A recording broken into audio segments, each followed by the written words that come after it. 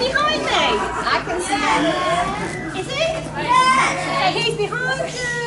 Yeah, behind you. And he goes, I hear you. Behind you. Oh, that's Spotee, oh my word. Who are you? Bonjour, bonjour, mon petit ami. Bonjour. Bonjour. Parlez-vous le français? Non. Non? Parlez-vous anglais? Anglais. English. Yes. Do you speak English? Yes. Ah, hello, my little friends. Hello. No. No autographs, please. I bet you cannot believe your eyes that you are here seeing me, a local legend, right before you. You have heard of me? Yes. Yes, excellent. Well, allow me to formally introduce myself. I am Spotee. Now, I'm not sure if that nickname is a critique of my fashion wear or a statement about my big spotty face. Either way, it seems rather insulting, don't you think?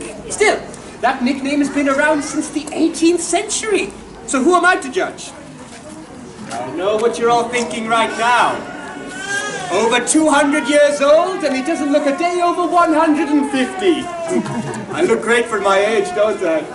Well, that's what the good old sea air will do, boys and girls. Anyway, where are my manners? Welcome to my humble abode. Or should I say my more than humble abode? I mean, it's a cave. You can't really get much more humble than that, can you? This has been my dwelling place ever since over 200 years ago my ship crashed upon this very shore.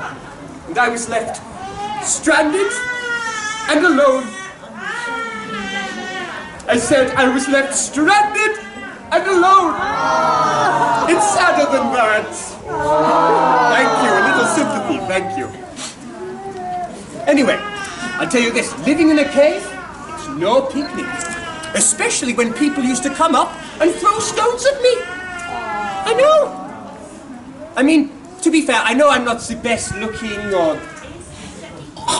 smelling person around. Also, what you have to remember is not a lot of people in Roka spoke French at the time. So, when I used to go up to people and say, I don't mean you any harm, they thought I was speaking gibberish, and probably wrote me up as some sort of crazy person. I mean, do I look like a crazy person? Yes, I know, it's the big spotty shirt, isn't it? What can you do?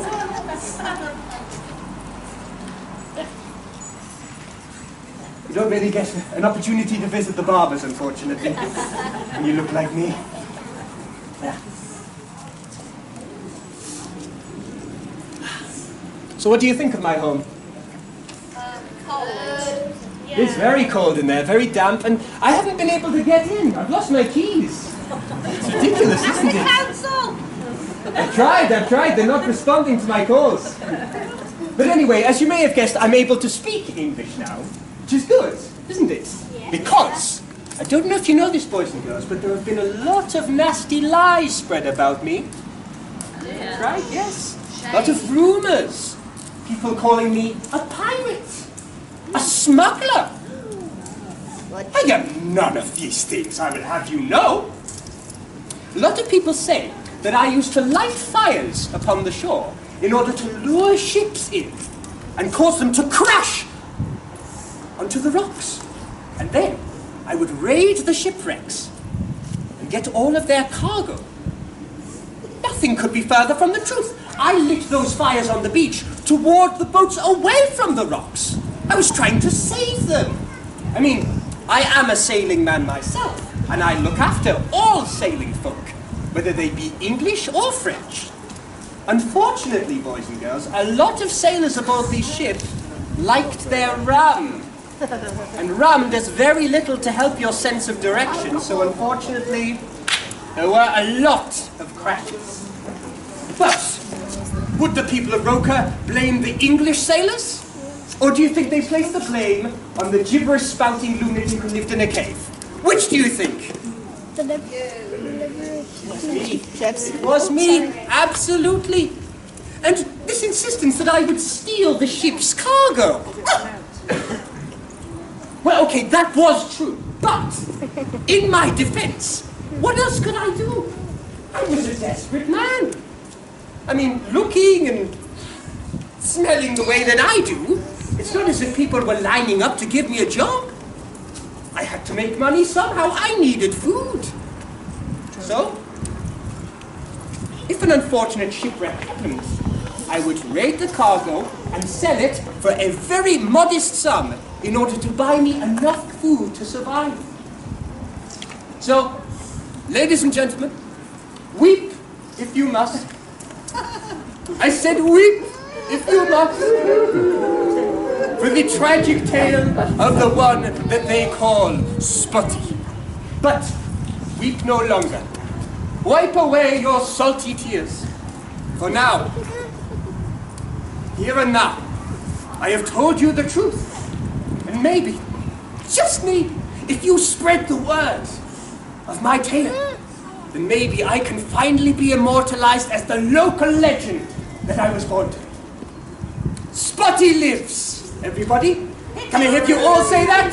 After 3. 1, 2, 3. Spotee lives! Oh, come on, that was rubbish.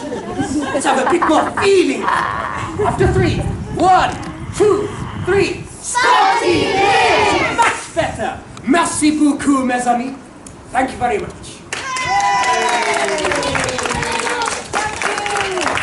Well, thank you, thank you. Thank you very much, Matthew. Thank you very much. Thank you as well, Peter, for coming along. So this is our lovely actor, Thom Potts, who I think is not really sexy. But thank you. I hope it's really about raising awareness, because we're all very passionate in this area to bring back the Spotee legend, to get the cave opened, to teach the children about the rich history of Roker. I think it's very important because there's a lot of history. And Thomas wrote all of that as well. All the narration was written by Thomas and acted beautifully as well. So a round of applause, please.